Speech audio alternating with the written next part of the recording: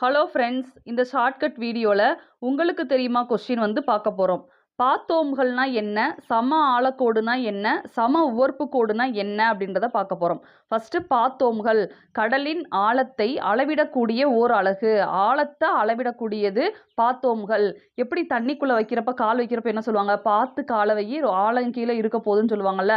ஆழம் இருக்கான்னு பார்த்து தான் காலை வைக்கணும். அப்போ பாத்தோம்கள் அப்படின்றது கடலின் ஆழத்தை அளவிடக்கூடிய ஓர் அலகு.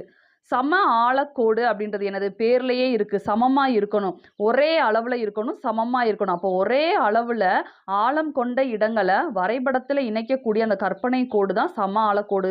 பார்த்து கால வைக்கணுன்றது ரொம்ப ஆழமா இருந்தா சொல்லுவாங்க. சம ஆழக்கோடுனா எல்லா ஆழமுமே ஒரே மாதிரி தான் இருக்கும் அந்த நீரோட்டத்துல அப்படின்றத தெரிஞ்சுக்கணும். நெக்ஸ்ட், சம உவர்ப்பு கோடு ஒரே அளவிலான உப்புத்தன்மை கொண்ட பகுதிகளை வரைபடத்தில் இணைக்கும் கற்பனை கோடு.